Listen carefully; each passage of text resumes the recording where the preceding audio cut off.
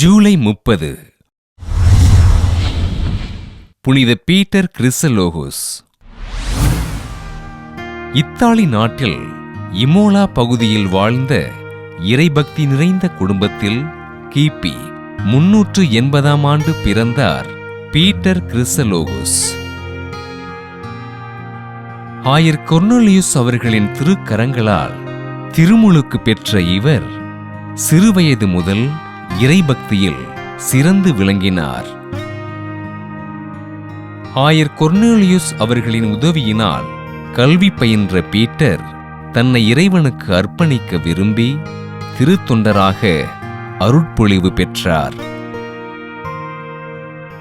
மறையுறையில் சிறந்து விளங்கிய திருத்தொண்டர் பீட்டர் கிபி 433ஆம் ஆண்டு திருத்தந்தை 3ஆம் சிக்ஸ்துவினால் ராவண்ணா மறைமாவட்ட ஆயராக உயர்த்தப்பட்டார்.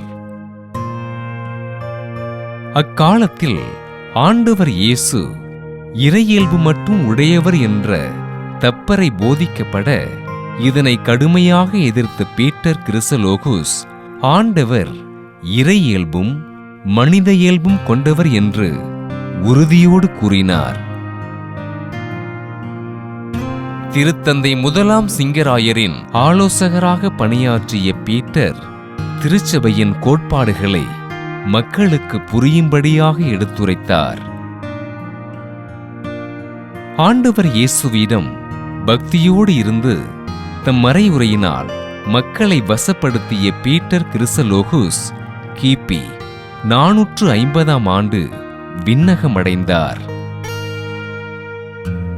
அக்காலத்தில் நிலவிய ஓரியல்பு கருத்துக்களை கடுமையாக மறுத்து ஆண்டவர் இயேசு இறையியல்பும் மனித இயல்பும் உடையவர் என்று நிரூபித்த ஆயர் பீட்டர் கிறிசலோகோஸினை திரு அவை புனிதராக உயர்த்தியது.